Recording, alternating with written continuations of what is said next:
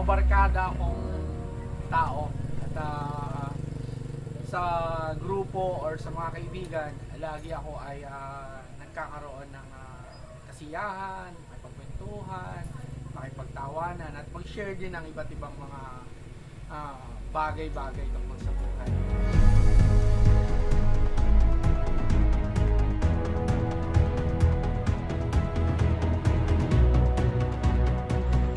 Sa bawat pagsubok po na kinakaharap natin o kakaharapin natin na inalaw ng Panginoon sa buhay mo, kapatid.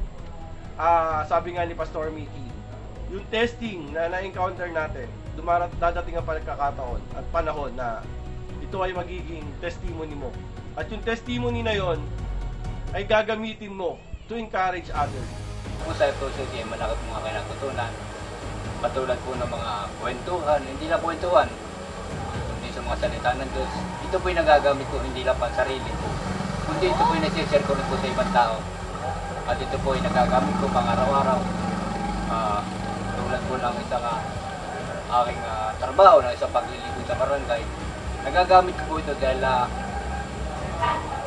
sa katunayan na pag ito'y natuto ng salita ng Diyos, ito'y lagi mong naaalala, ito ay nagiging tapat ka tao. Hindi yung aking paglilingkod po ay sa akin sa pamahay sa barangay Darangan. Diyan po lahat pong yan ay natutulog ako doon. Sa FOCC, diyan po naman ay nagpapasalamat po ako sa aming kapatiran. Yan lang po at maraming salamat at magandang gabi po. Happy anniversary po.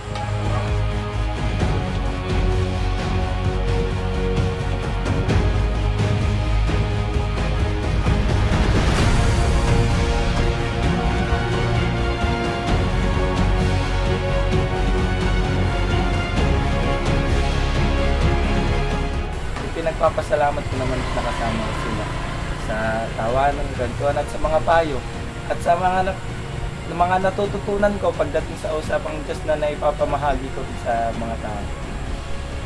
Napaganda po na makasama tayo dahil po para po sa pakiramdam ko ay bumabata ako. Dahil po ang mga kasama ko po ay mga tatay, ako po ay lolo, parang magkakasilan na kami. Salamat po. Ito sa FOCC ay nagkakaroon ng pang tatay na pang tatay na gawain. Pero nasalim po sa ako eh. But maraming salamat din dahil kasi nakakadagdag kalakasan sa bawat isa yung mga gawain namin, mga pinag-usapan namin. Hindi lang siya basta pangtatay din na masasabi, pero yun nagiging gawain para sa lahat. At yun nga, nakapagbigay sigla sa bawat isa, nakaka-encourage, kaya sa ating pamumuhay, nagkakaroon siya ng iba yung kalakasan na naidaragdag sa pang-araw-araw at sa pananampalataya. Ngayon, sana magkaroon din ng kalakasan na bawat isa na makasama namin sa paglilingkod sa tuwing Webes, mga tatay na nakikinig. Maging kalakasan sa inyo at maging kalakasan din sa atin. Magpalakasan tayo para sa kaunlad ng Panginoon, ng gawain ng Panginoon sa salita niya. Isang magandang gabi po sa ating lahat.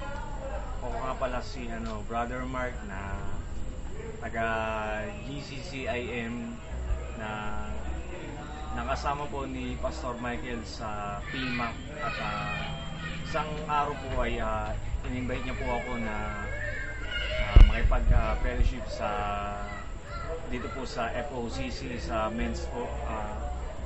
Share ko lang po yung natutunan ko sa pag-attend ko po sa FOCC men's.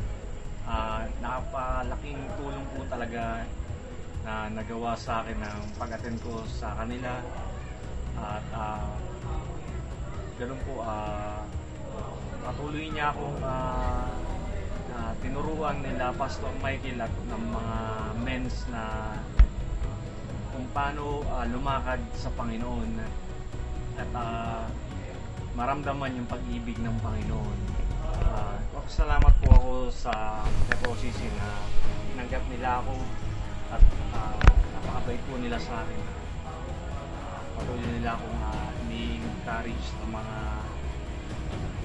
salita ng Panginoon hanggang sa dumating po sa akin ng mga pagsubok, pero po sa kabutihan po ng Panginoon, sa paggamit po ng Panginoon sa FOCC minsan. Yun po, tinutulungan po nila ako na kahit pa sa mga pagsubok, patuloy nila ako nakamusta. At yun po, yung natutunan ko po sa men's is dito sa FOCC is sineshare ko din po sa church po namin sa GCIM at sa grace po ni Lord at ginawa po nila akong leader doon sa men's po namin at sinasabi ko na yung experience po dito na kung paano ako naturuan, kung paano hindi lang mag-handle po at kung paano kami maging isa bilang miyembro ng church namin. At napakalaking tulong po talaga na ginawa sa akin ng Panginoon na nakilala ko si Pastor Michael at si mga miyembro po ng men's. At muli, nagpapasalamat po ako sa pagmamahal nila sa akin na pinaramdam po nila sa akin. At maraming salamat po sa FOCC at binabati ko po kayo ng happy 5th anniversary po sa inyong lahat. Buhay po tayo at pagpalain po tayo ng Panginoon at ingatan. Maraming salamat po. Blessed evening, everybody.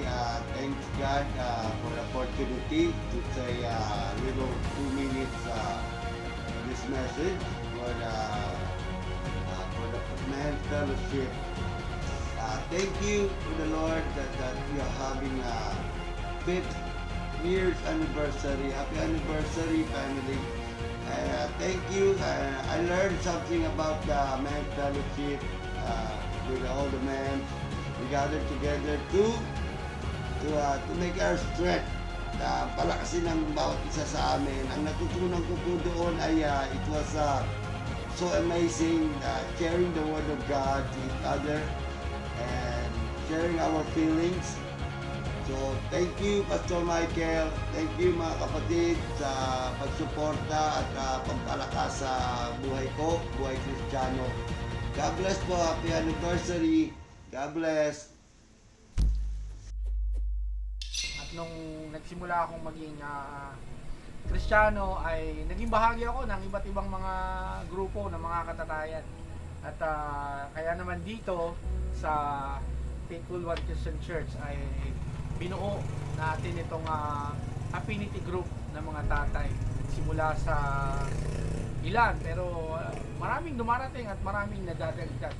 At dito ay maraming pagkakataon na we pray for each other, we encourage each other, we share kung ano yung mga issue ng buhay. Nagtatanong kami sa isa't isa at natututo rin kami sa isa't isa. May mga pagkakataon that we cry and we laugh most of the time. We sing at talagang ito ay masaya namin na ginagawa at napakalaking bagay na nagagawa nito sa aking buhay. At ang isang bagay na itinatutuwa ko ay yung mayroong kumukumusta sa'yo. Mayroong nagtatanong kung kumusta ka na ba, ano bang problema mo, or ano bang struggle mo sa buhay. At kami naman ay nakakapag-share sa isa't isa. Kaya naman mga kapatid, ako po ay laging nag-aanyaya. Ako sa laging nangungulit na nagte-text, tara. Maraming mga pagkakataon dahil pumupunta kami sa iba't ibang lugar at nung kami nangyayari. Kaya naman kapatid, napakaganda na mayroong kang grupong sinasamahan at mayroong kaibigan na kumukumusta sa'yo, ipapayo sa'yo, nakikinig sa'yo, at nagpapaalam. God bless po. Ako si Brother Michael, laging nag-iimbita at laging handang mangulit para makasama ka sa grupo ng Affinity. Salamat. Let's obey, relate for them to obey from Affinity Men's Fellowship. Happy 5th Anniversary!